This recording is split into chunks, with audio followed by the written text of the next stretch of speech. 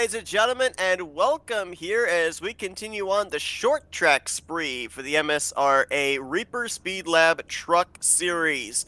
2 weeks ago it was Richmond, last week it was Martinsville. Tonight it is the Last Crate Coliseum as 20 drivers prepare here this evening to take to the concrete half mile known as Bristol Motor Speedway. I'm Seth Cole, being joined here this evening by Matthew Rodriguez. And Matt, obviously these guys have gotten pretty accustomed to slower tracks with the heavy braking zones, but here tonight, the multi-grooved, high-banked short track of Bristol for these guys. What can we expect to see as we've ended up having quite a few new drivers go to victory lane in the past few weeks? Realistically, I'm looking at a lot of bumping. Realistically, a lot of hard-fought passes where Bristol is one of those tracks where even if you don't have the best car, as long as you're taking away that preferred line, you can stall everyone behind you and really just buy yourself time while they try to burn off their tires. Look for guys to try and conserve tires early and really take advantage of these stages.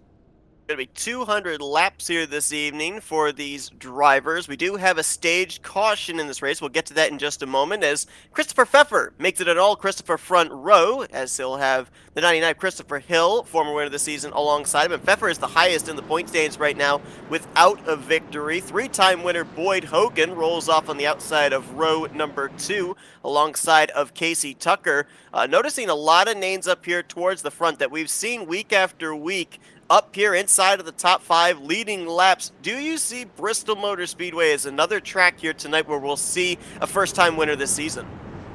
Bristol has the chance to have a first-time winner this season, but really those first-time winners or anyone who's looking on that cusp is really going to have to kind of get their elbows up, get aggressive. And again, if they see a hole, they just got to take it, but they got to be careful. Here, a lot of fenders get chopped off and a lot of tempers come out. Short track, so they make 2 pace laps instead of 1. We showed you back to the drivers that took time. TJ Crampton, our Daytona winner, rolling off 15th. Last week's winner from Martinsville, Andrew Navarro, will roll off on the outside of row number 8. Will Cooley and Braxton DeWeese back in row 9. And then completing the field will be Kevin, Roy, and Matthew Van Gelder. In a few moments, we'll be letting you know what went down last week in the Martinsville race, what your top 10 the point standings look like. But these drivers here, at least at the get-go, they're racing to lap 21. That is when the stage caution will come out. So a little bit of a sprint here to start things off this evening at Bristol as the flagman is ready. Green flag in hand. It's going to wave over the hood of Christopher Pfeffer as he gets us underway at Bristol.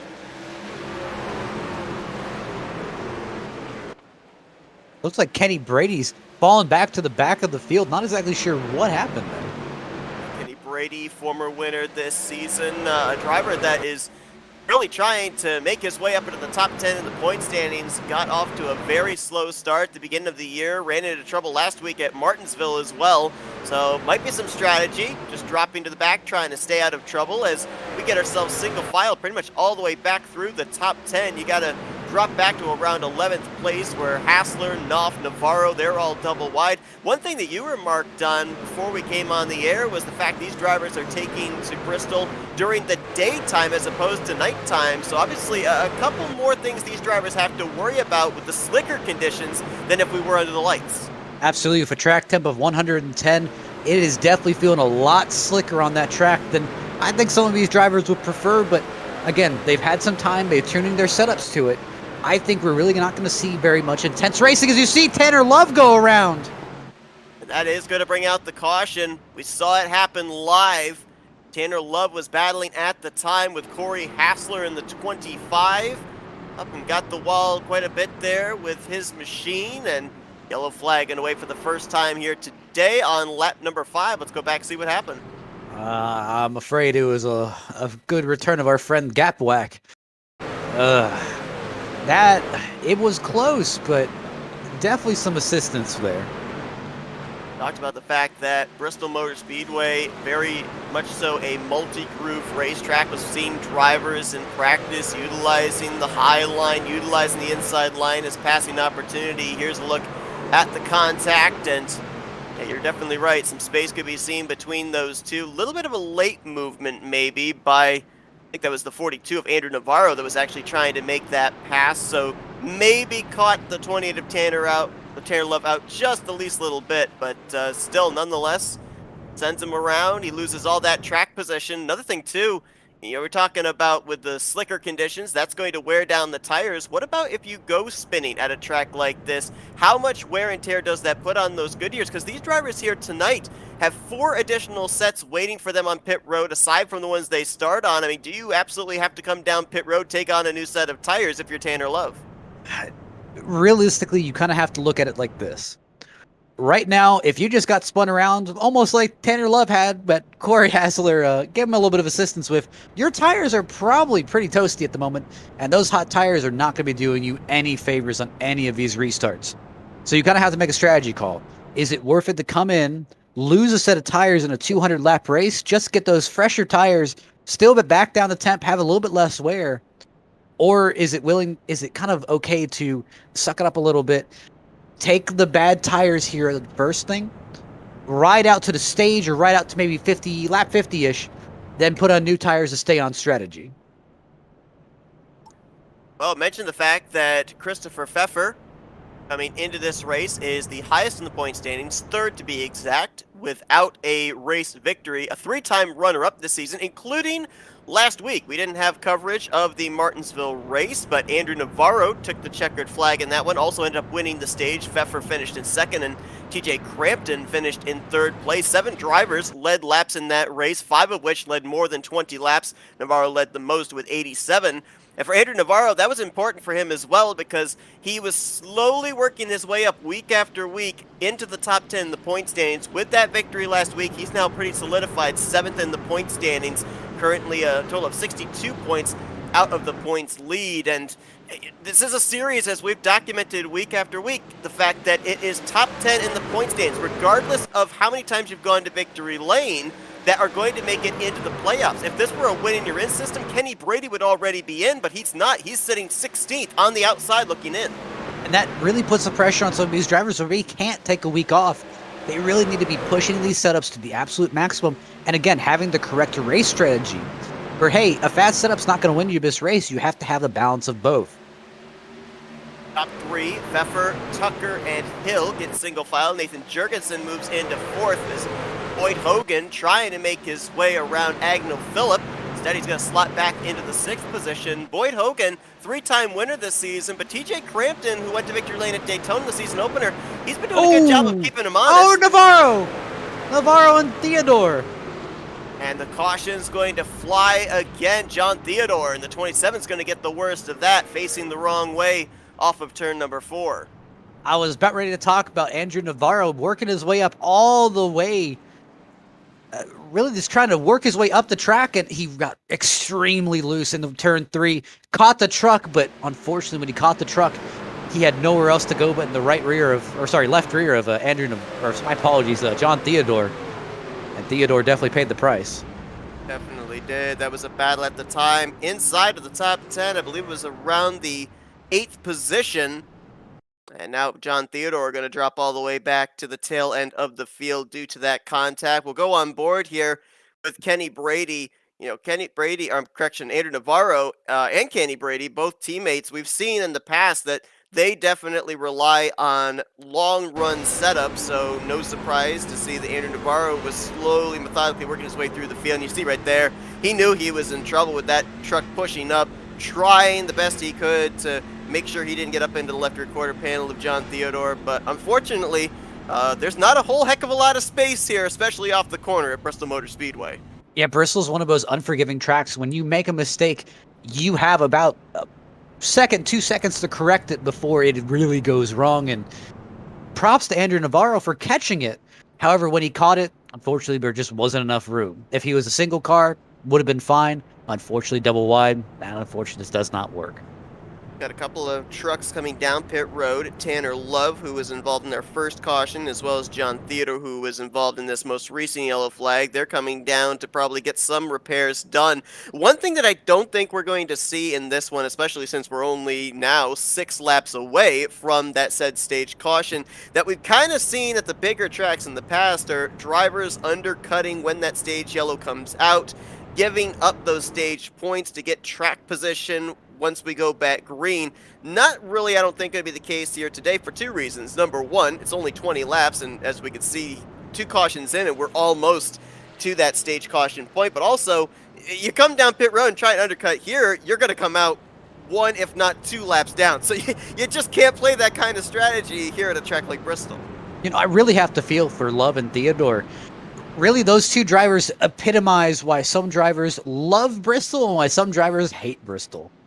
Where if you're a damaged car at Bristol, there has been times where for 2 minutes of damage to get repaired, you have to make about 16 pit stops.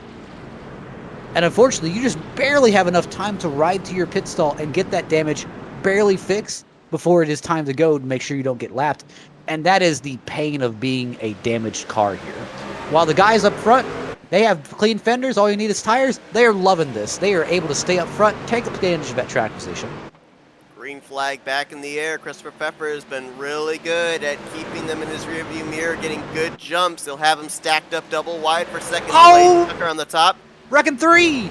Corey Hassler, as well as Daniel Simmons in the 46. And is that Hassler that's smoking? Yeah, black smoke trailing from underneath the 25 truck. No caution, I just noticed, though.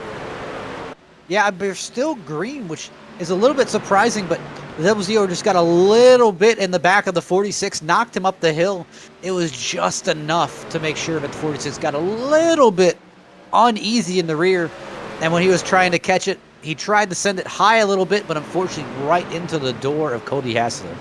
We will go back and look at the incident once we get to this stage yellow, which is moments away. Maybe race control deciding, since it was towards the rear of the field, and even though they scattered, everybody was for the most part able to avoid, let them race to the stage caution, which I believe just now Christopher Pfeffer hit. We're just waiting for the rest of the drivers to cross the start-finish line. So for Christopher Pfeffer, I believe that is his first stage victory on the season, so good on him. Certainly looks like this is going to be a race of track position just based on what we saw here in the first 20 laps of this race.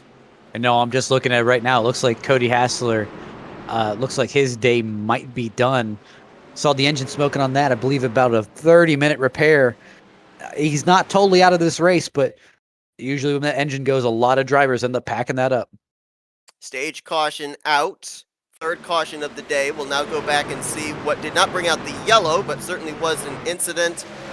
Daniel Simmons getting some help from behind and then overcorrects it up into Corey Hassler. And you can see that for the most part, everybody else was able to either get low or go around the outside. Nobody else really involved. So, I kind of agree with that call. Let them race it out to that stage yellow. You knew you were only, 2-3 laps away from a yellow flag guaranteed to come out. If we had had maybe another 2 or 3 trucks involved, then probably the yellow flag would have flown.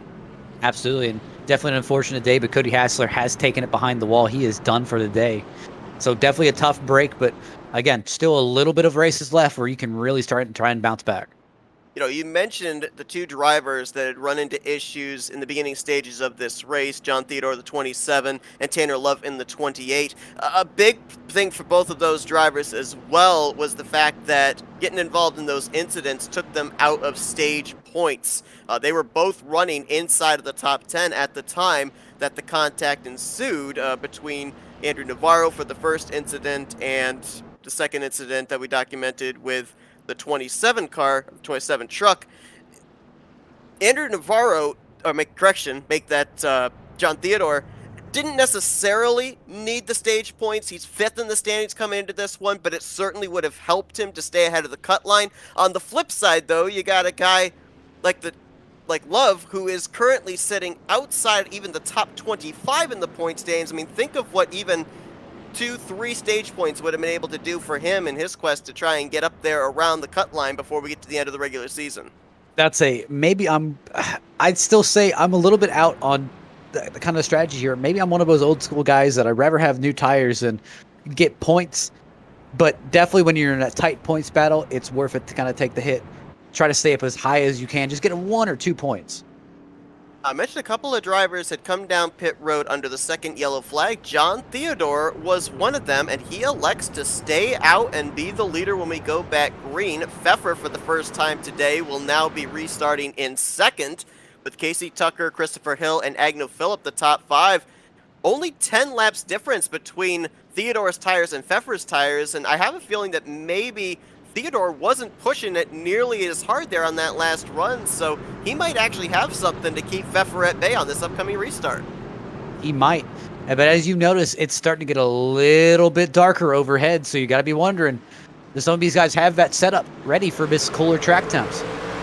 Green flag back in the air here as John Theodore will lead them into turn number 1. Pfeffer stacks up the top side, got a hit from behind by Christopher Hill.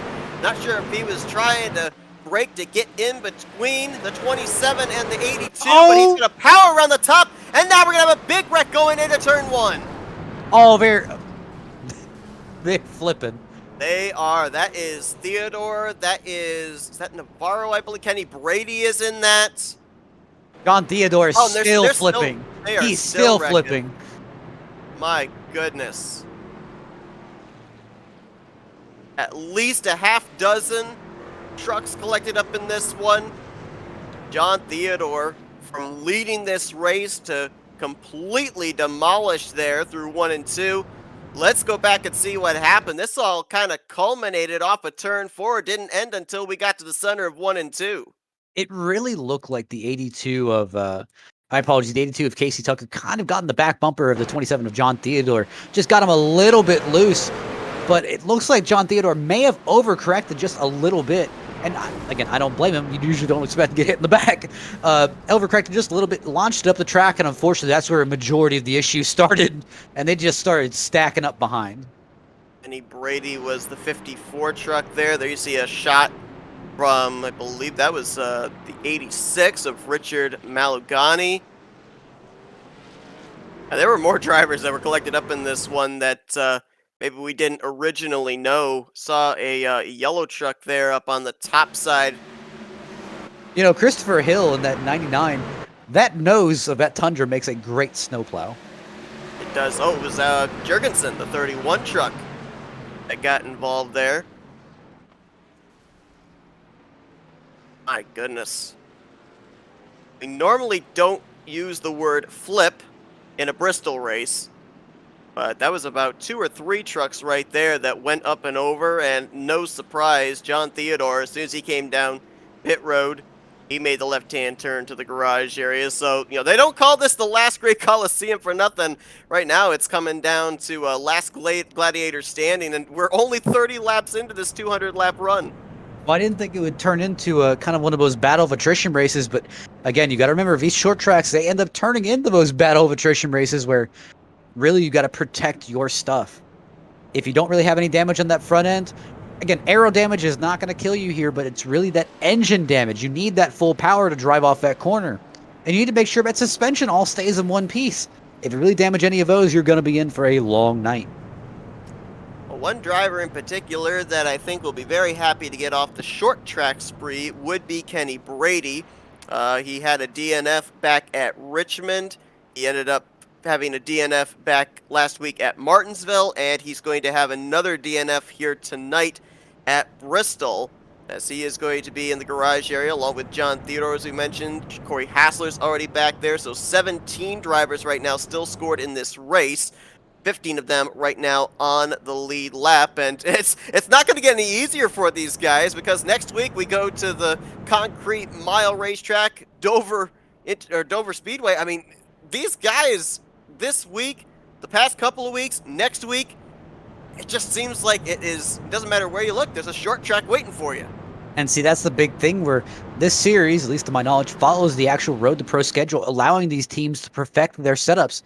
Now, you got to remember, obviously, at the end of the day, Road to Pro is the idea for this series, but you got to think, hey, there's a championship on the line here, and just because you're racing Road to Pro doesn't mean you don't have something to show in this series. Doesn't mean you don't have something to go for. All of these teams want that championship. Absolutely. Well, another driver that was collected up in that incident that we didn't document was former winner Christopher Hill.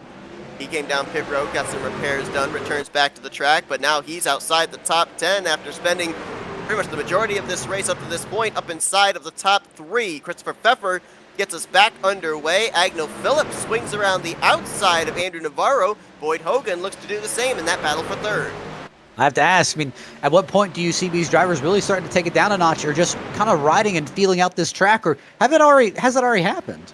Well, I think it's already happened. I think that what we've seen up to this point have really just been minor mistakes that have had major catastrophic results, and that's Bristol for you. It's also worth it to note that Casey Tucker and Nathan Jurgensen, they are both off the track here at the moment. They are getting damage repaired, but they are currently about 5 laps down. I think they're ready just to try and get as much damage as they can repaired and keep making laps, get those points. How about a couple of drivers that started towards the back that are now up here at the front after the attrition we've seen in the early stages? You're looking at the 0-0 of Will Cooley. Started all the way back in 17th position. Didn't even put down a qualifying lap. He's right now running in 6th. And last week's winner, Andrew Navarro, trying to ride that wave of momentum. He started this race back in 16th. He's up inside the top 5 now, just ahead of Kyle Myers in 4th place. It's interesting to see Andrew Navarro all the way back here in 4th after an earlier incident. Kind of battled his way back up, got a little bit lucky with pit strategy. Gotta say, Bet 42 is a bit fast tonight. It certainly is, as we've already seen the early departure of his teammate Kenny Brady. So Andrew Navarro out there trying to see if he can find victory lane for the drill spill. You know, an interesting point coming into this race, I was looking at the current point standings.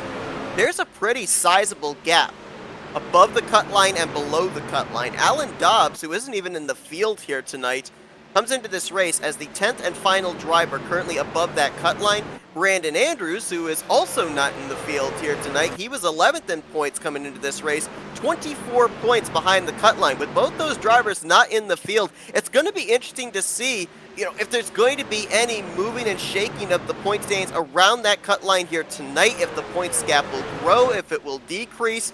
It's kind of seemed like the last couple of weeks, rather than narrowing down the points gap, it's actually started to increase a bit. Absolutely, and I'm just looking here, just kind of poking around for fun stats here. Currently, it looks like our biggest mover is Andrew Navarro, but our second biggest mover is Will Cooley, moving up 11 places from the prestigious, it looks like, 20... Wait, actually, hang on a sec. For the prestigious 17th position, that doesn't seem right. Oh, actually, no, that is right. My apologies. That's what I get for not trusting my equipment. We're riding on board with Will Oh! Cooley. Oh, wow! Was that Kyle Myers right ahead of him? I don't know if he got loose, but Will Cooley was ready to take advantage. That deserves an attaboy for not stuffing it in the fence. I mean, really great driving, really good save. At least he recognized it early and had enough sense to kind of lift out of the throttle, let it slide, and catch it right back under him and get going. It's one of the toughest places in Bristol for that to happen, too, coming off of a corner, because normally the truck wants to push up with you, trying to get back to the throttle as soon as you can. And fortunately, he was able to half throttle it enough, back off just enough to get to the inside of the 18 when he was in trouble. We've got some battling going on back there. Just outside of the top 10, Daniel Simmons, TJ Crampton, Christopher Hill all mixing it up. We know that Simmons has got some damage. We know that Christopher Hill has got some damage. For these drivers now, they're basically just in survive and get points mode. Well, realistically, when you're a driver back here, almost like the Christopher Hills kind of situation, where you have damage, but you don't know how the extent of it, or you have some engine damage, let's say your RPM's hanging maybe about 50 RPM lower than what it should. You still have a shot in this race, but you really got to hope for some luck. Here's the thing, you first and most importantly, you have to stay on the lead lap, or at least give it your best effort to stay on the lead lap. But second most importantly, every caution that we have, we need to be taking as much advantage of trying to pit every time that we can, get as much damage as we can repaired, because we're not going to get it all fixed in one caution period if you want to stay on the lead lap. Make sure you're staying on the lead lap, putting yourself in that position where if anything happens, you're still ready to get it. But making sure you get that damage repaired slowly but surely. You know, it's interesting. We've seen at least one big-name driver that we're used to seeing up at the front of the field run into problems during this short track spree, as we call it. Back at Richmond, Andrew Navarro ran into problems. Last week, Boyd Hogan, three-time winner, ran into trouble at Martinsville. And if you're looking for someone to kind of fit the bill here this week, you'd have to probably look at John Theodore, 5th in the point standings coming into this race and back behind the wall. So these short tracks are taking no prisoners. You gotta wonder what that's going to do for the mindset of these guys up inside of the top 10 when we reach the conclusion of this race and know that we've got the Monster Mile coming up in 2 weeks. It's kind of one of those things where you've got it in the back of your head, and it may be, hey, you really don't like this kind of track, or maybe this track isn't your specialty, but it's, hey, unfortunately, if we had a track or we had pretty much a series where we all had our favorite track on it, there may be 3 or 4 tracks on that schedule only. With these kind of tracks, you have to learn to improvise, overcome, and adapt. Where, listen, this may not be your best track, but learn how to limit your losses. Make sure those bad tracks are not extremely bad tracks. Try to limit it to the best finish you could possibly get, so your good tracks you can really excel on and gain those points back. And right now we've got a battle possibly brewing for second place. Agno Phillip was slowly reeling in Christopher Pfeffer for the race lead, but now he has fallen back into the clutches of Boyd Hogan. Andrew Navarro's in that mix, and the fastest car on track for the last couple of laps, incredibly enough, is back in the 6th position, Kyle Myers. So after we saw him have that slip up, keep an eye on him to try and get those positions back, as right now he is reeling in Will Cooley for the final spot inside the top 5. Realistically, looking at Boyd Hogan, Boyd's actually been kind of silent tonight, surprisingly enough. Nothing really flashy, just kind of hanging in there in the top 3. Realistically, when you're kind of having that up and down day where, honestly, nothing you're really doing seems to be improving the situation, but nothing's really making it worse. I mean, do you really throw a change at the car, or is it kind of one of those things where you hope the track comes to you? I mean, and you touched on it just moments ago. You know, maybe Boyd Hogan doesn't feel that he's got a car at this point in time, or a truck, I should say, to be able to make a move on Agno Phillip. He may feel he can keep Andrew Navarro at bay, but let's also remember, you know, he's doing some big picture racing here. 3 trips to victory lane, so he has certainly proved that he's got a dominant car wherever he goes, but he's also trying to manage a points gap back to TJ Crampton and Christopher Pfeffer. Pfeffer's leading this race, but Crampton's run into some early issues back in the 12th position. 21 points separating those two. So if you're Boyd Hogan, do you just kind of sit back and kind of take a look at the landscape, realize, you know, I don't have to win this race. I want to win this race, but I don't have to win this race. I just need to make sure I finish ahead of that 61, improve the points gap heading into Dover. See, it's easy to sit here in our chairs and just kind of say, like, well, I mean, you don't really need those extra few points, do you? But it's hard to be in that car and say, you know, I'm running in the top 3. I see the leader in sight. I can go get him, or I think I can go get him. And that's the hardest part, where a driver has to say, unless you have that voice in your head, or that voice from a friend or a spotter or a crew chief telling you, hey, man, it's not worth it. Just go ahead, ride around, get your points. I have to smile because you're absolutely right about that perspective type thing from commentator to driver. You know, we've got our stats. We're able to see everything that's taking place on the track right now. You put on that helmet, you've got tunnel vision. You want to see that checkered flag first before anybody else. Well, that's the next biggest thing, where your confidence can play against you as well. Where, hey, in this sort of situation where you see the cars ahead of you, you know how to save tires better than them, you can easily go and run those guys down as long as they burn up their stuff. However, think of the things like adjustments. With this being an open setup league and being able to modify really any parts of the car, and obviously doing pit stop adjustments and whatnot, you've got to think, if you make a change because you think it'll help the car, and immediately something bad happens or you start dropping through the field, your mind will start to play against you, thinking, oh, so it's the adjustments that are making me bad. It's not that maybe I need to adjust my line, or it's maybe not that I need to try something else. It's, oh, my adjustments are bad. And that's when you start going backwards, instead of saying, okay, well, what line is the leaders running? What line am I running? What line is everyone else around me running? What are they doing differently than I'm doing? Well, we saw the top 5 or 6 all single file, but it's a dogfight from 7th place on back. Jamie Knopf, Tanner Love, they've been mixing it up for that 7th spot, and Daniel Simmons, Christopher Hill, they've been duking it out for 9th place. So in the latter half of the top 10, spots are up for grabs, and we're kind of seeing that there are 2 different lanes here, and both of them are able to work. Knopf's been able to hold off Tanner Love, courtesy of the outside line. Daniel Simmons, Kevin Roy! Kevin Roy just got a little bit loose underneath Braxton DeWeese, ended up recovering it, but lost a ton of time. And now we're going to start talking about another aspect of Bristol Motor Speedway. That is traffic, slower traffic. Matthew Van Gelder, as well as the aforementioned Kevin Roy, just up ahead of the 66. You ready for some controversy, Seth? This is where we start getting into some of those controversial takes where, listen, if you're the leader, get out of my way. I want to go. I'm faster than you. I've already caught you. Get out of my way. But if you're that lap car, you're like, hey, man, I'm holding my line. Go past me. Go find a different line. And it's kind of one of those big disputes where, I mean, listen, in the lap car, it's your job to get around me. It's not my job to get out of your way. But as a leader, it's get out of my way. I need to catch this car, or I need to go run away from this car behind me. And maybe you're a car that is just as up to speed as the race leader and you want to fight to stay on the lead lap. It's really tough, especially at a short track for a race leader in that type of situation, because that car that's about to go a lap down, it's going to fight you, but as soon as you pass them, they say second place, third place, they say, well, I'm already a lap down, I'm just going to worry about being the first car one lap down to get the lucky dog, you guys go ahead. So that's one of the disadvantages at a short track of being the race leader. But Pfeffer, a quick work of Van Gelder, and now catching up to Kevin Roy. It looks like, at least for the time being, he's either maintained or maybe even opened up the gap back to Agno Phillip in second place. Well, here's where the top three and really all the leaders or the lead lap cars are really going to be tested here. Because it's one thing to be a lead lap car and to race and run down a car, but having to continuously deal with that flow of lap cars coming through, and you're having to manage lap cars are fighting back, it's the main thing of not getting frustrated. And again, not overdriving your marks or even burning off your tires just trying to pass this lap car. Here's the thing. If you've caught this lap car, you've probably caught him from some other way, or their car's not handling right, or something's not right about their car, but it's enabled you to catch them.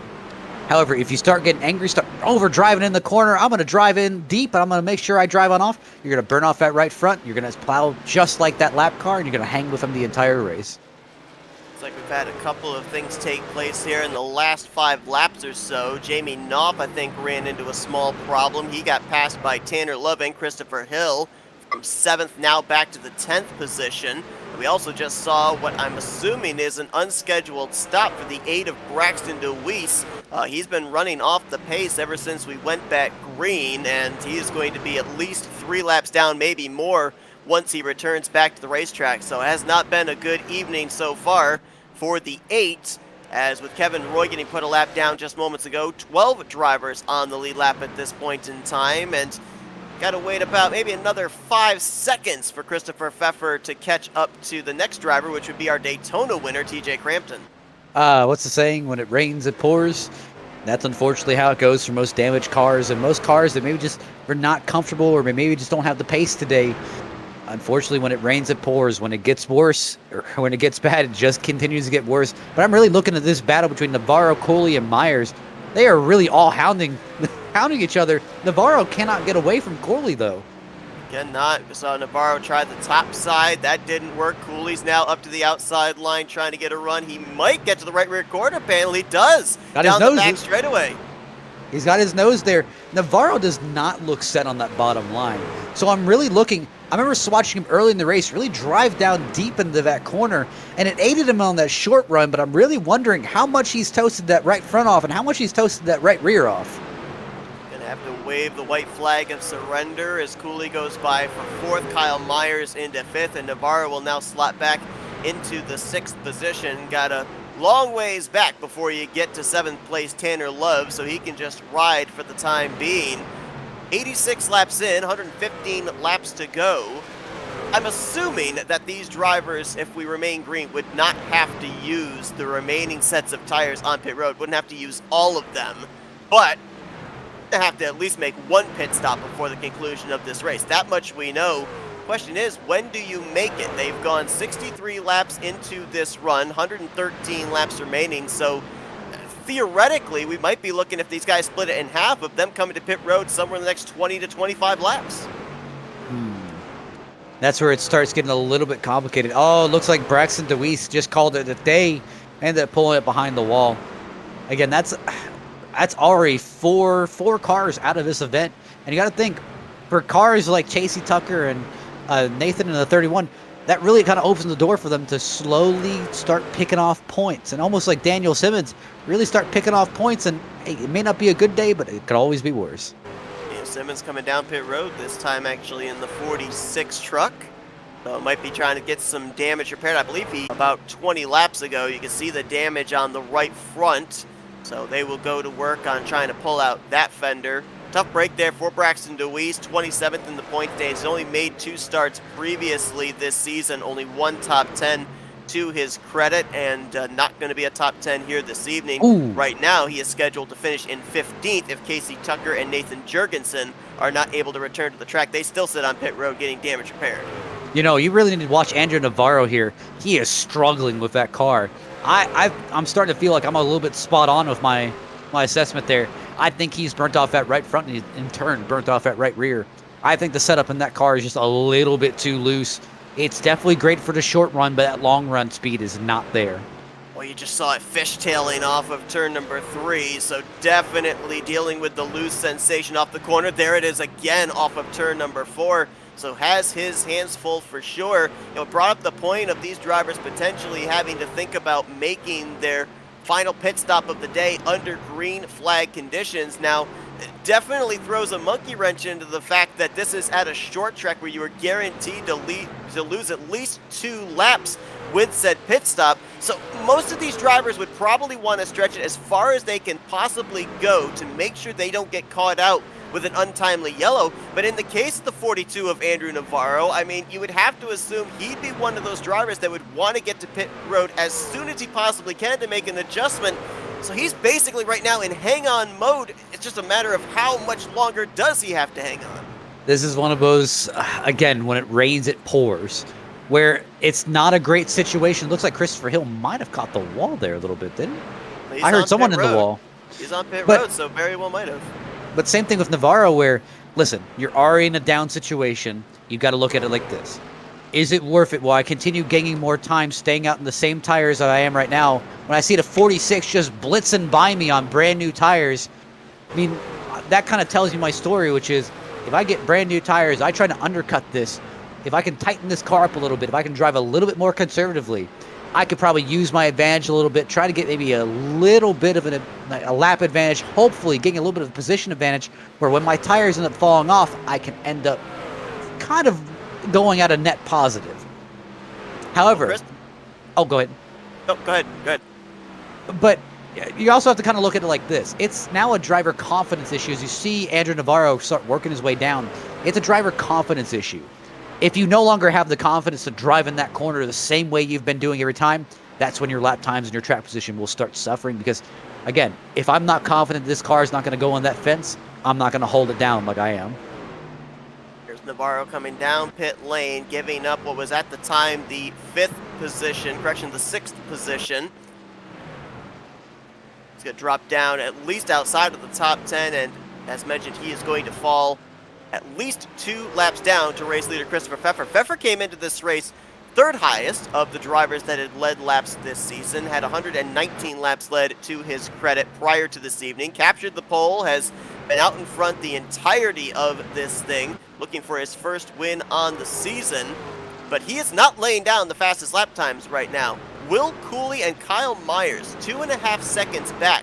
Those 2 guys have consistently been running anywhere from a 10th to a 10th and a half quicker than the 66.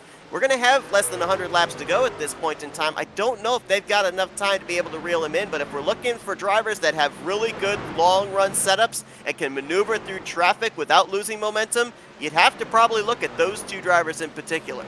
Cooley and Meyer are really 2 drivers that I can say are really exemplify the saving tires aspect. Here's the thing. When you're saving tires, you're probably not the fastest one on track in the first 5 to 10 laps of a run. However, as you continue going on, you don't get faster, but you don't lose as much. You continue keeping that same fast time. It's not the fastest. You're not going to be lighting up the leaderboard, but you're not going to be the slowest in the pack. And that's what keeps you up here and keeps you in that battle and keeps you in that conversation. Saw the 86 of Richard Malugani getting loose off the corner in front of race leader Christopher Pfeffer, who's going to have the 46 of Daniel Simmons. That gives you an idea of fresh tires versus old tires. 46 of Simmons going to blow by the 66 to get one of his laps back. Now he'll be -2. Pfeffer, we're still waiting for him to come to pit road, but you saw moments ago at the 48 of Jamie Knopf, the 61 of TJ Crampton. They came down pit road. There's Knopf leaving pit lane in the 48. So apparently the fuel window is open for these drivers to be able to make it the rest of the way. You got to kind of run that into your head. Is it worth it to try and undercut and hopefully use that tire advantage to really drive by?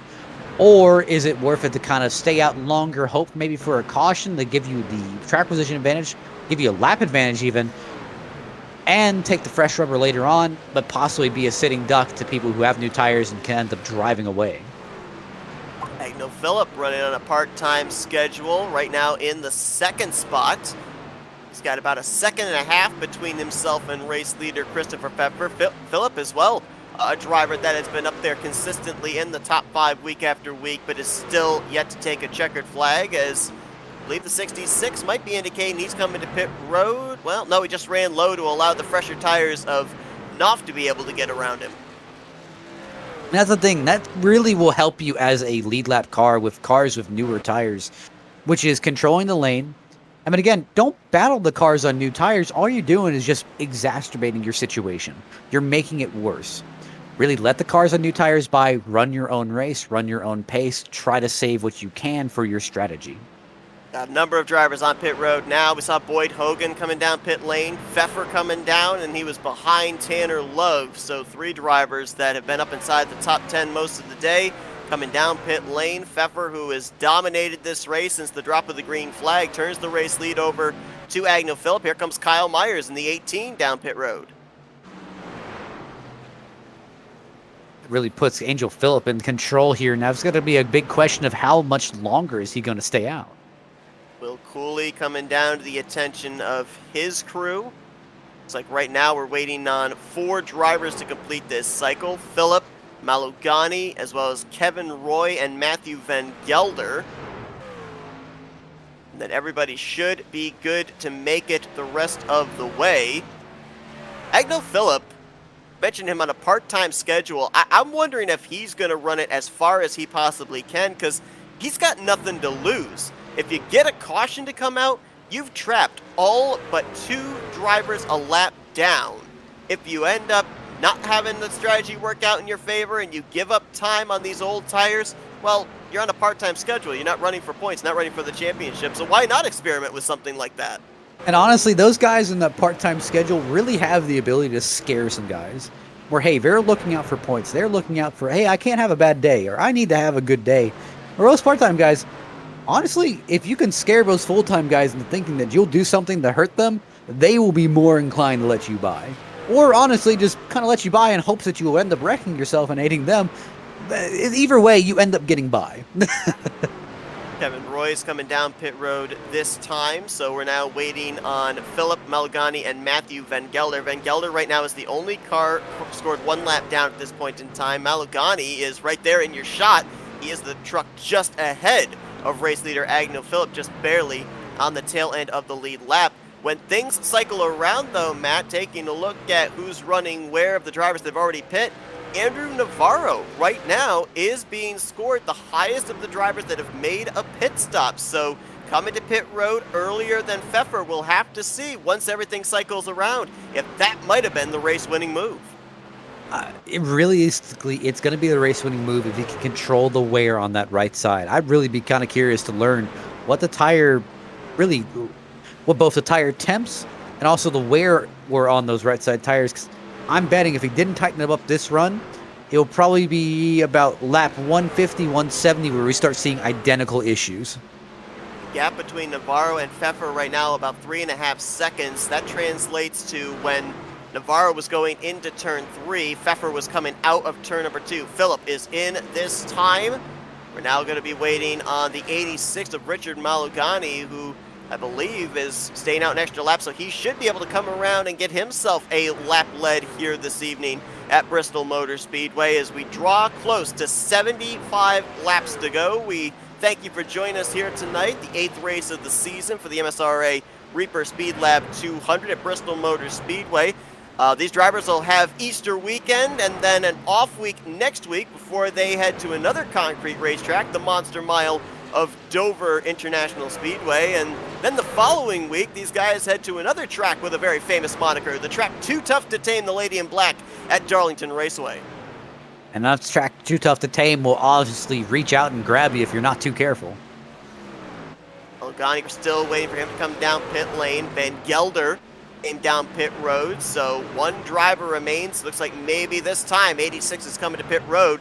So we'll drop back to currently second place, but soon to be new race leader, Andrew Navarro, who is trying to become the second multi-time winner on the season, only to Boyd Hogan. And realistically, I think it's really a battle between the 42, the 66, and the 00 at the moment. I don't know if Myers is really within that striking distance to make a charge, but honestly, time will tell.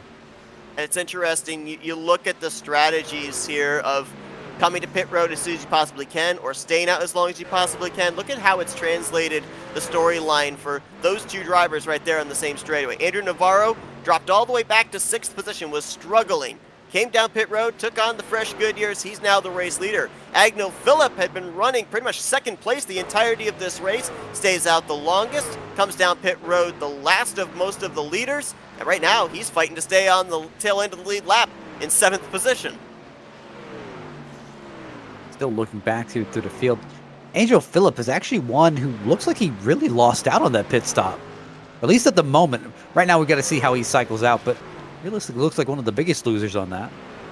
Right now running about 12.5 seconds behind Andrew Navarro. Definitely is running faster lap times right now with the fresh rubber. So we'll see if 70 laps is enough time for him to be able to make his way around this half mile, get back up there and have a shot at this victory. Pfeffer in 2nd place, then a lot of traffic between himself and the 3rd place running Will Cooley. With that being said, there you see the 18 of Kyle Myers in 4th. So this may be our closest battle inside the podium in the next couple of laps.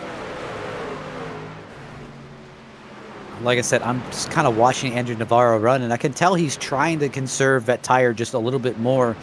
But I'm really just wondering if it's an inherent issue if the setup comes. Seeing him slide a little bit off the corner, and a little bit of slide is okay, but it's just that massive part of slide that I'm really worried about. Right now, we have a total of 14 drivers that are out and running on the racetrack. 7 of them currently on the lead lap. Matthew Van Gelder lost a number of laps on his pit stop, some damage repair on his 16. He is currently 6 laps down. Casey Tucker, who was involved in an earlier incident, spent a lot of time on pit road. He's returned back to the track, but he is 98 laps down in the 16th position. He does have the opportunity here. There's enough laps left where he could get the 15th spot from Braxton DeWeese, who's back in the garage area along with John Theodore, Kenny Brady, and Corey Hassler. As we take a look at the caution recap here tonight, we also have to throw in that one of the cautions was for this end of the stage.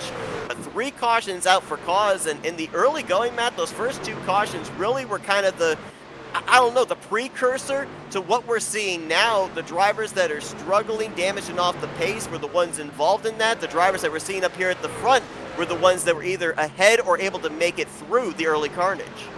Yeah, and I'm really looking, and you may think that kind of staying on track 98 laps down just to pass the guy in 15th is a little bit silly, but you got to think every point matters to these guys, and again, that 1 point can make all the difference. Certainly can. You go back to staying out there trying to get those points. Casey Tucker coming into this race outside of the cut line, so who knows? That 15th position, by the time we get to the regular season finale at Lucas Oil, certainly could be a difference maker. We probably won't have the memory to go back to this race if a scenario like that played out, but no doubt about it. Races and moves that you make in the early portion of the season, people don't necessarily think about how that's going to translate into scenarios near the end of the regular season, but it definitely plays its part, especially when it's not a win and you're in type scenario playoff system. Looking to the field, we saw we've the had a pass 66 for the race lead. Yeah, the 66 of Christopher actually drove by Andrew Navarro. Now, here's the big question.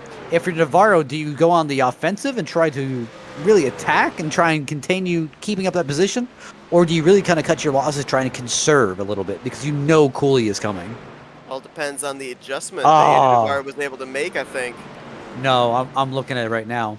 It's a big thing is Navarro is able to keep the back under him when he's not trying to push, but when he's trying to push, he's really just end up losing the back end a lot, and that's going to end up just burning through those tires, and that's what I'm really worried about.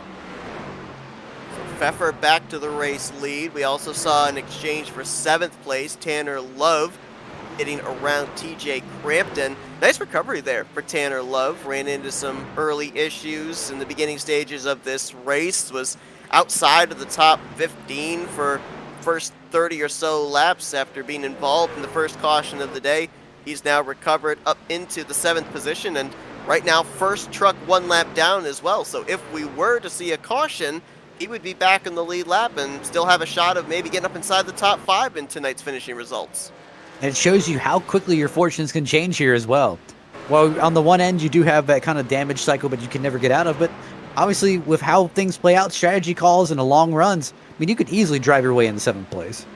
Will Cooley has probably been the most fun driver to watch here today, especially on the long run. He sends that thing up to the outside wall higher than anybody in the corner, and he makes it work as you see him catch right up to the back bumper of Andrew Navarro. This is the battle for 2nd place.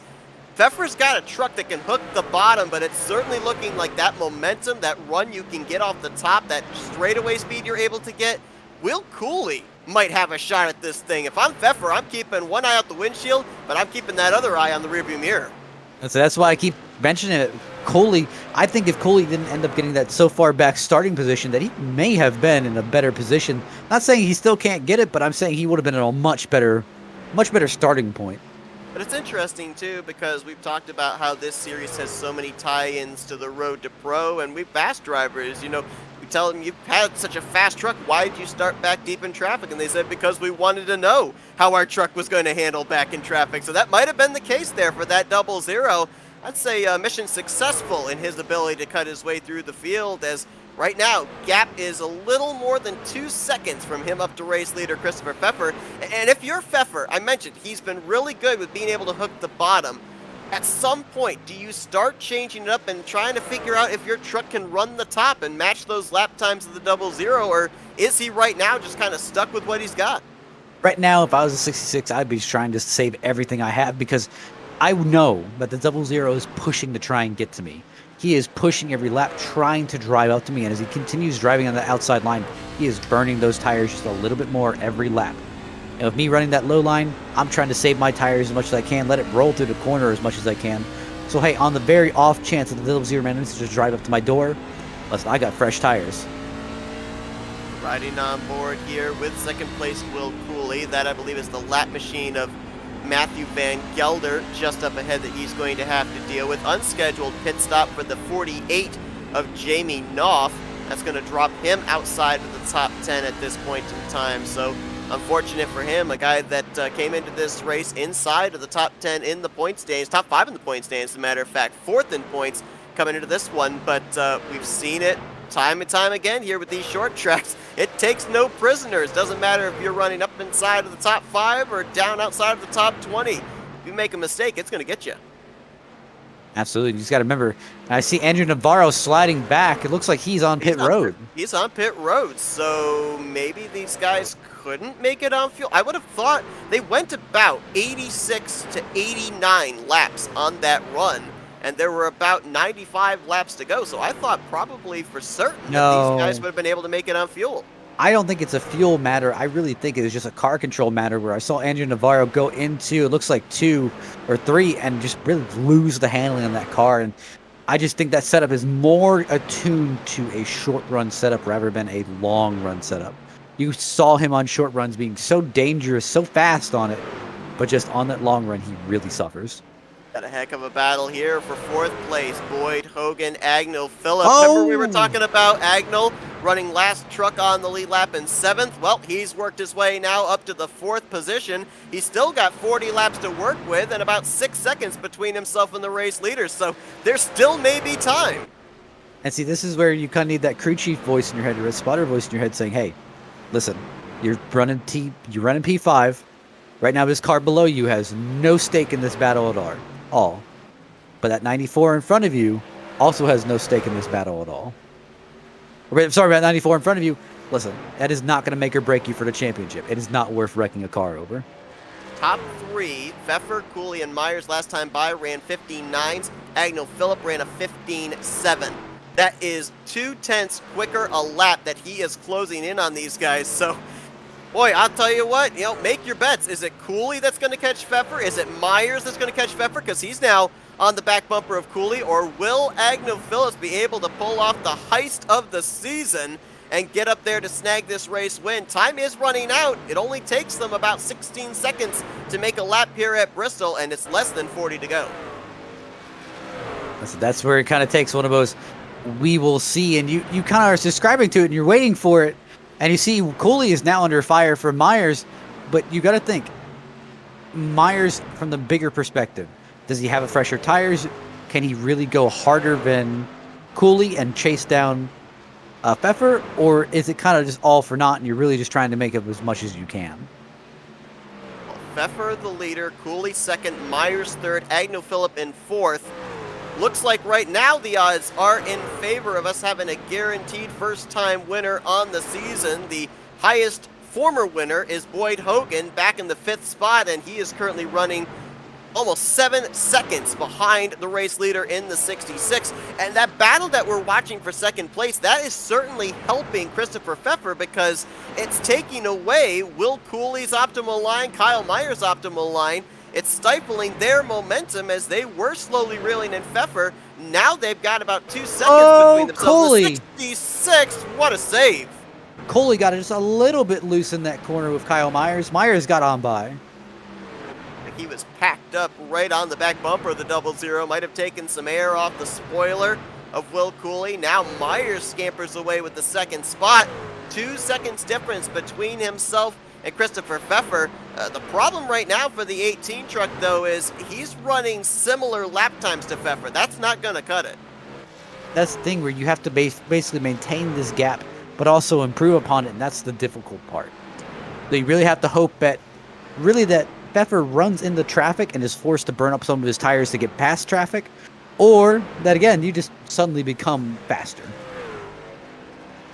Christopher Pfeffer coming into this race, highest in the point standings without a victory, 3rd in points, 5 top 10s, and all those top 10s were up inside of the top 5. He has a stage victory here tonight. He's en route to his first victory of the season. He has led more laps here tonight than he has led the entire rest of the season. Started on pole looking to go coast to coast. I mean, he really has not put a wheel wrong here tonight at all. At this point in time, though, we mentioned 200 laps for these drivers. And while that might not seem like much to the spectator, that is a grueling amount of time at a rhythm-type track with the heavy braking zones like Bristol.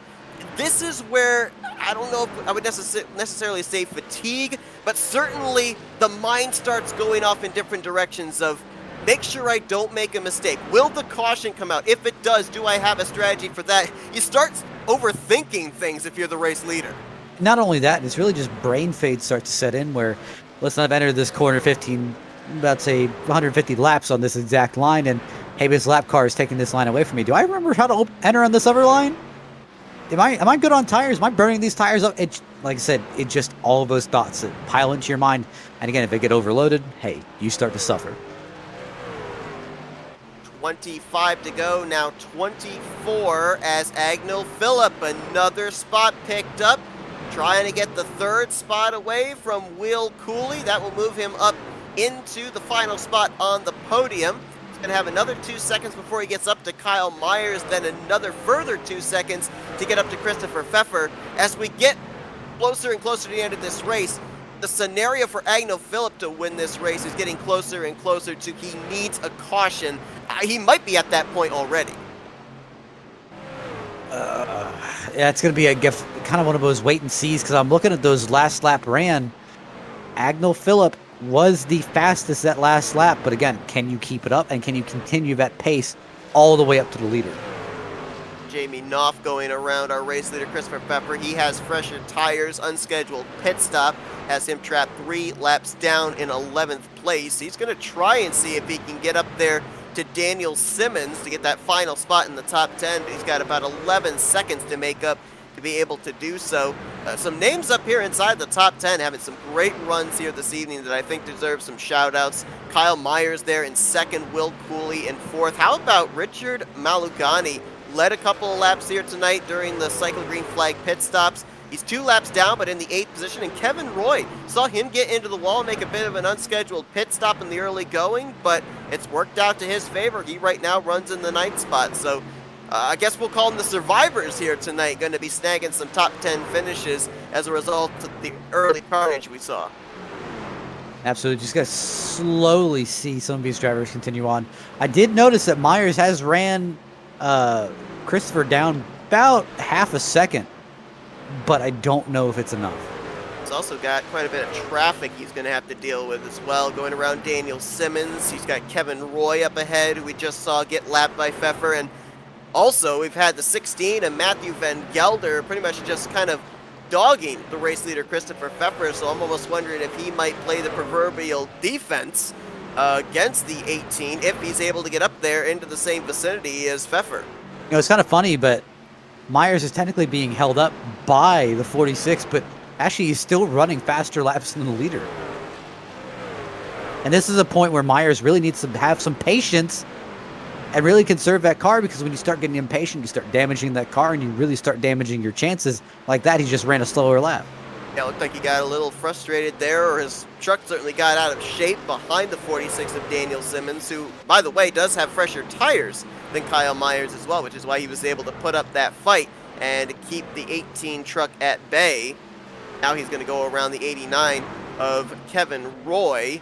That would not be, yes, it would actually be for position. That's 9th position, just picked up by the 46, as both he and Roy running 3 laps down. That's the reason where, as a lead lap car and also as a lap car, you got to be aware there's other battles going on track. But again, even though you're a lap down, you're still battling for position. And again, obviously, 100% Daniel Simmons knew that car in front of him was for position. Laps continue to tick away. Next time by 11 to go. The gap had closed up, to your point, to about a second and a half from Pfeffer back to Kyle Myers, but after that slip up by the 18, he has now dropped back to about 2 seconds behind Christopher Pfeffer. So that might have been the proverbial nail in the coffin for Myers' chances of winning this race, and his problems aren't over yet, because only about 8/10 back are those fresher tires of Agnew Phillip. So Phillip might be able to get second place before all is said and done, but at this point in time, barring a caution coming out, I just don't see anybody being able Myers to take is the down on the checkered flag track. away. Myers is falling back now. Pretty wide there with Roy up top, Phillip up the middle, going to take the second spot. Myers going to give it up as he was the inside truck in that 3-wide scenario.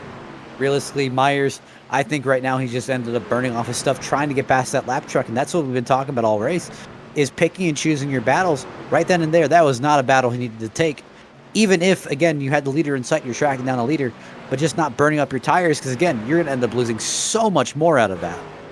Had 3 cautions in the early going of this race in the first 40 laps. Since then, we have been clean and green. We've seen a cycle green flag pit stops, and now with less than 10 to go, Christopher Pfeffer going to be coming around to see 6 laps remaining in this race. Over 3 seconds back to the new second place driver Agnew Phillip. Kyle Myers drifting back to 3rd. Will Cooley in 4th, and 3-time winner Boyd Hogan in 5th. That's your lot of the drivers that are on the lead lap at this point in time. Still have a number of drivers out on the racetrack, but the long green flag run has certainly split up the field and made for some interesting strategies. Oh, Pfeffer actually makes a mistake there, got into the wall off of turn 4 right at the start-finish line. And that's the thing where really Agnew Phillip is going to need a lot more mistakes, or more importantly, I think he's really going to need a caution to try and get back in this race, because right now I don't think Christopher, as long as he doesn't wreck the car, I don't think he can make that big of a mistake that will throw him back all the way. A lot of drivers succumb to the dangers of Bristol Motor Speedway here tonight. Andrew Navarro, Christopher Hill, Braxton DeWeese, Nathan Jurgensen, John Theodore, Kenny Brady. These are drivers that we are used to seeing weekly up inside the top 5 battling for the race win. They have all run into problems here tonight, but Christopher Pfeffer has been able to quell the track known as the Last Great Coliseum. This time by, he's going to have the final mile left to run here at Bristol Motor Speedway. 2 to go. Again, you got to think, after a 200-lap race, you cannot wait for those final 2 corners. You just want to get to that white flag. You don't want to see this thing go into overtime. Out of turn 4, he will see that saving grace. White flag displayed for Christopher Pfeffer. He got the stage point, which means he is going to add another playoff point to his total. He got a pole here this evening, And now he's looking for the icing on the cake, going for the trifecta, the sweep tonight at Bristol. He's going to take the checkered flag here tonight. Win number 1 on the season for driver 66. A hard-fought one, that. Agnell Phillip crosses in second. Myers will hang on for third with Cooley and Hogan completing the top 5. But Christopher Pfeffer, 3-time runner-up this season, finally here tonight. He gets to do some burnouts in front of this Bristol, Tennessee crowd.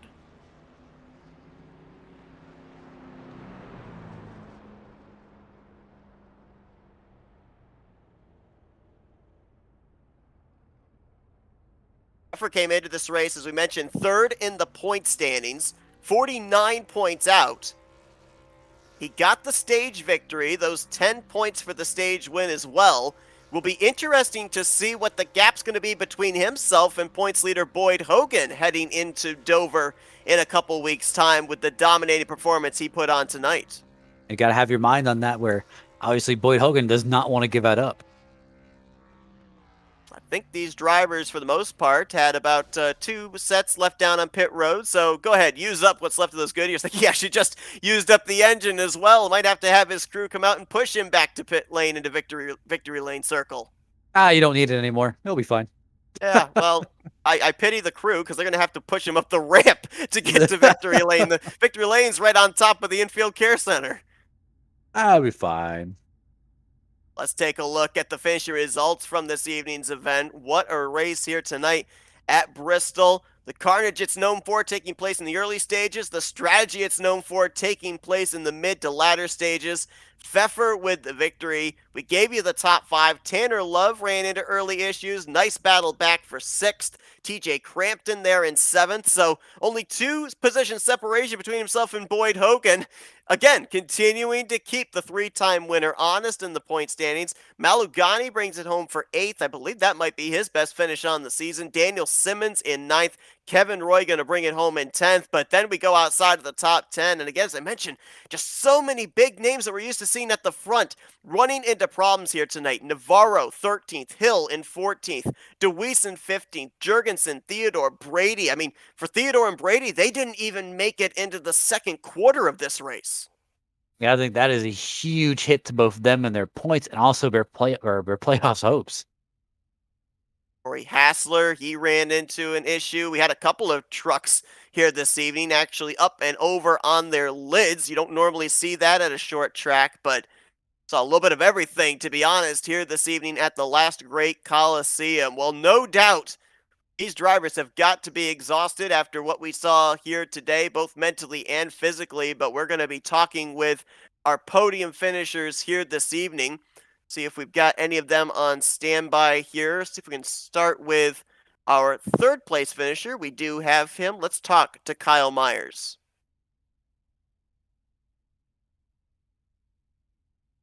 Hey, Kyle, it's Matt and Seth up here in the FRM booth. You got us? Yeah, I got you. And a great run for you here tonight. Certainly looked like you had one of the best cars on the long run. Started up inside of the top 10, kind of faded back to the latter half of the top 10. Then we saw you up there inside of the top 3 once the green flag pit stop cycled around. But it just kind of seemed like traffic was the thing that was holding you up there in the closing stages. Yeah, a little bit. And then on that second run, we kind of messed up the pit adjustments a little bit.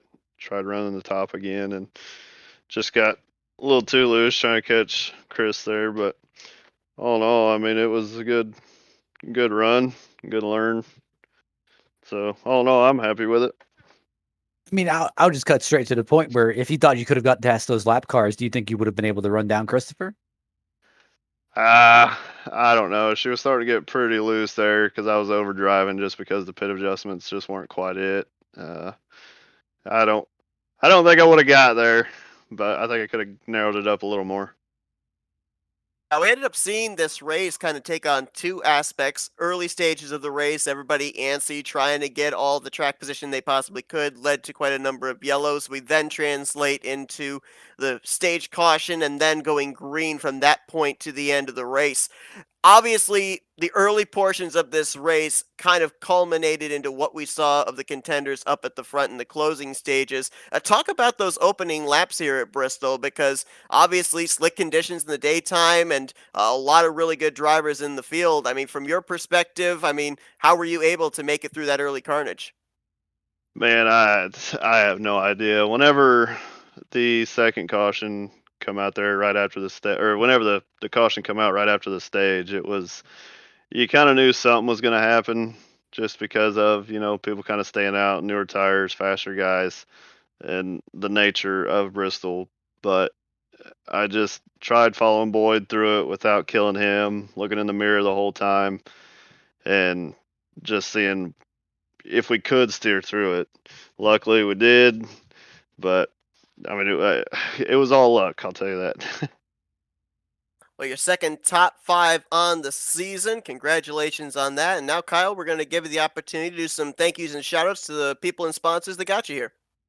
Yeah, just thank all the guys at Legacy. I mean, the work that these guys put in on the truck, Boyd, Chris, uh, Randall, all the guys doing laps. I mean, it helps tremendously to dial it in faster. Uh, Blackstone Management, them guys, you guys for putting it on, GMG Grills, um, and good win to Chris. He did a hell of a job. That's Kyle Myers. He's your third place finisher here tonight at Bristol Motor Speedway. Congratulations once again. Enjoy your off week, and we'll see you in a couple of weeks' time at Dover. Thanks, sir. Have a good night. All right, let's see if we can get our second place finisher here tonight, Agnell Phillip. Hey, Agnell, Matt and Seth up here in the FRM booth. You got us? Yes, I do. Nice to talk to you.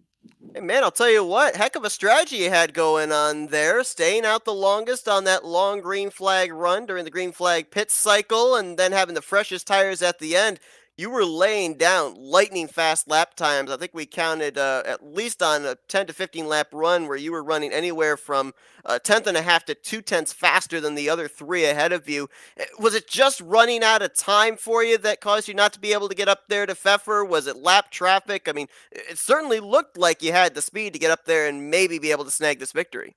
Yeah, I mean, I think I frankly stayed out maybe a bit too long, given the way that the race played out. Obviously we're using this race as a preparation for the Road to Pro race, and I don't see myself pitting exactly halfway through kind of the run to the finish there, just because you don't want to get caught a few laps down under caution. So I wanted to see how much time we can make up, which is the reason I try to stay out and kind of get 10 laps at least. And from that perspective, for it worked because we got back to where we wanted to go. I think we lost a little bit of time to Chris at the end. Maybe on a perfect track where it's just me and Chris, and we're just we don't have to deal with lap traffic. I don't have to pass anybody. Maybe we get up to them and we can do something. But by the end, I think we were pretty even on lap time. So I don't think it was a question of needing more time or anything like that. I mean, they had a really fast truck. We had a fast truck too, but between the dirty air and the lap traffic and also just kind of missing it maybe on kind of the optimal pit long strategy, I think all of those things would have made it really hard to actually run them down. So let me ask you, this is kind of an odd question, but what can you take from a track like Bristol where it's a lot shorter straightaways, the corners, kind of the similar banking, but a lot shorter, and take to a track like Dover? Or is there even anything you'd take? So it's actually funny, my team has been, talking about this because we love Dover, and I think we're starting to come around on Bristol too. But we love Dover. It's really a driver's track, and you have to manage your tire wear and everything like that. And Bristol does drive very similarly. In fact, one of my teammates says that the corners kind of mimic each other. Like 1 and 2 is the loose corner at Dover, and he thinks it's a loose corner here, and 3 and 4 is kind of the tighter one at Dover. At Bristol, it's more to do with the geometry of the track. It's not actually a perfect oval, whereas Dover is a little bit closer to that. But they're both concrete tracks, so they're really responsive to how you drive kind of that beginning of the run and just generally how you drive it through the run. So there's a lot to take away from it. I don't think it's an odd question at all because I think our team has picked up on the similarities, and we're hoping the speed from this race will carry on to the future ones. You know, Agnell, Matt brought up a really good point during the race about the fact that obviously a lot of drivers are using this as the opportunity to be able to test setups for Road to Pro, but at the same time, they're running full time to try and win a championship in this series. You're running part time, though. You don't really have to worry about points, don't have to really worry about the consistency of racking up the points for a championship. You can go out there and try something maybe a little bit outside the box in terms of strategy. Was that what gave you the freedom to try and pull off the strategy you did here tonight? For sure. I mean, I don't want to give the impression that we don't take, these races seriously. I think, we have to take them seriously and pretend like they are like the Road to Pro race to get the most out of them. So, I think, it offers some flexibility in that, if a caution happened that was ill-timed, like, it's going to hurt a lot more tomorrow and it would hurt a lot more for the people who are running for points in the series than it would for me. But that's, frankly, in the race tomorrow, I probably wouldn't drive it all that much differently. I would. There are some things that some variations on setups across our team just to kind of see how it plays out through the race, especially because we don't have, standard official racing at the track with the trucks this week. We really don't know kind of how we stack up, and we don't know how the truck behaves in kind of the mountains of dirty air you get in a big pack like this. But all in all, I think I and Nate Jurgensen, who's the other person who runs part time in this with me, we both take this very seriously. I wasn't trying to throw in a super oddball strategy. I know tomorrow there is no way that you're pulling me down pit road exactly at halfway to get tires, because I've seen too many of these races play out where there's a caution late in a green flag pit cycle, and everybody who pit either optimally or early or even a little bit late gets messed up by it. So, I would say we take it, probably not as seriously, and I'm not points racing in the same way that maybe some other folks are that are going for stage points and other things like that. But all in all, I'm trying to maximize the finish, trying to get the most out of the truck, just like everybody else. I'll tell you what, a great run for you here tonight. Nonetheless, second place at Bristol Motor Speedway. Agnell, we're now going to give the opportunity to do some thank yous and shout outs to the people and sponsors that help you get this runner finish here tonight. Yeah, I have to give a big shout out to my teammates at 851 Pro. I think we've got a pretty good set, and we're excited for tomorrow's race, and excited for the good showing today. Bummed for my teammates John and Nate that got involved in that caution there that took out most of the field. But I think that we still got something out of this race, and have to thank Matt Knight and everybody else who puts this league on. We really appreciate the chance to run against really good competition, and it does, honestly, it's helped us so much this year in preparing for Road to Pro. So have to thank everybody who makes this league happen. Well, Agnell Phillip is your runner-up finisher here tonight, the last great Coliseum. Congratulations once again on the great performance there, Agnell. Go and enjoy it, and hopefully we know you're running part-time, but maybe we'll see you in a couple weeks' time when we head to the Monster Mile at Dover. You can count on it. Thanks, guys. Tonight marks the second runner-up finish for Agnell Phillip, a driver coming into this race that had 3 runner-up finishes prior to going to victory lane here tonight, is the guy that we're going to be talking to now, and that's Christopher Pfeffer. Hey, Christopher, it's Matt and Seth up here in the FRM booth. You got us? Yes, sir. How you guys doing? Well, man, I'll tell you what, we just talked about it. You have finished runner-up 3 times this season. Obviously, that's got to just continue to motivate you to find victory lane. Here tonight, there was just no denying you. You pick up the stage victory, you get the pole position, you lead the most laps here tonight, and you lead that most important final lap to pick up the checkered flag. I mean, obviously, up here in the booth, we're not down there dealing with the conditions you guys are dealing with, but it kind of looked like a cakewalk up here in the booth. I mean, what was it like, the conditions you were dealing with in that truck here tonight? Uh, I mean, it was a cakewalk at times, but it wasn't too easy because I had a pretty good set coming into the race, but I tightened it up because I was afraid of being loose long run, and I was way tighter than I anticipated. So I spent most of the race managing my right front because I almost knocked the fence down a few times out of turn 4 because I got so tight. It was a bit of a struggle, but luckily I was able to just keep it in front and keep my nose clean.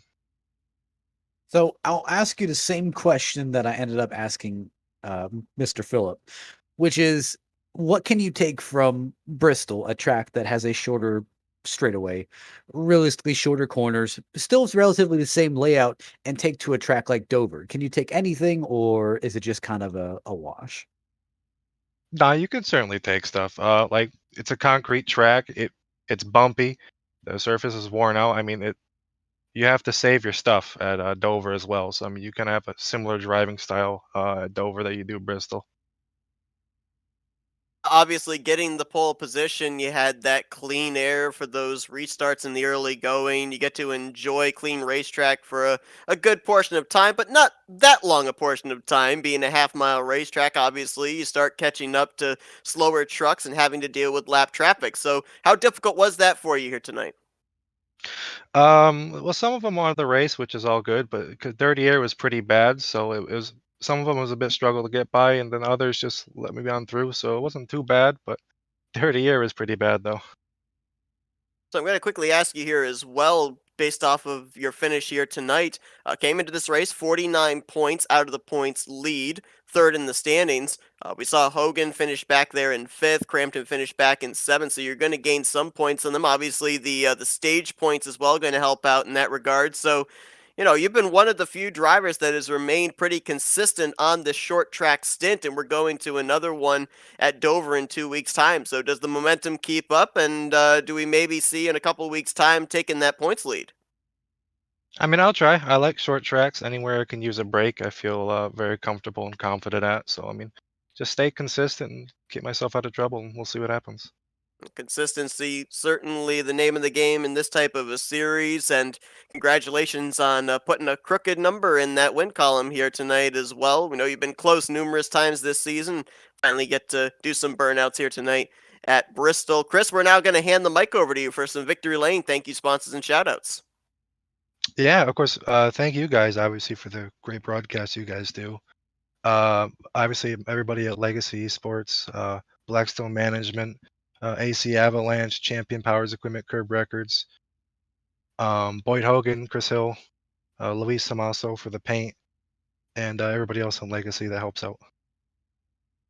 Well, Christopher Pfeffer goes coast to coast here this evening at the last great Coliseum Bristol Motor Speedway for his first win on the season. Congratulations once again, Chris. Go enjoy it, and we'll hopefully be able to talk to you in a couple weeks' time when we head to the Monster Mile. Thanks, guys. So as Christopher Pfeffer continues to celebrate down in Victory Lane, that wraps up our coverage here tonight of the 8th race of the season for the MSRA Reaper Speedlab Truck Series. Matt, 200 laps here tonight. Saw the yellow wave in the early stages. Basically, then the flagman was able to put it away for the rest of the race as we went green from the stage caution to the checkered flag. Saw pit road come into play, but it really just seemed like, especially when we talked to the drivers as well, it came down to tire management and just how good your setup was going to be on the long run. Because I think we had to appear in at least 2/3 of the guys we just talked to saying, thought I had this thing set up where it was going to be really loose once we got further into a run.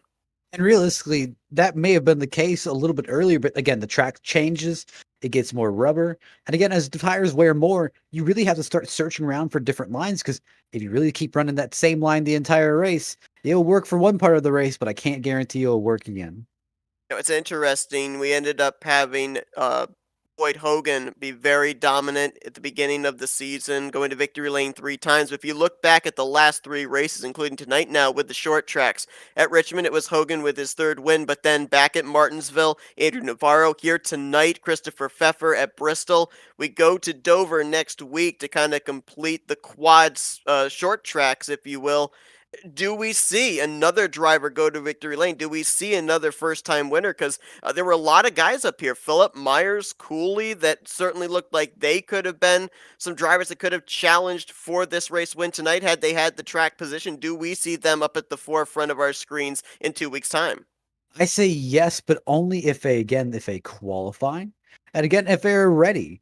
Because there's some people who, again, they may have the best confidence going into the world, but their setup isn't there. But there's some people who have some of the best setups on the track that just don't have the confidence to go out and qualify, or don't have the confidence to start up in the pack. And, some for better, some for worse. I think we're going to see a lot more in 2 weeks.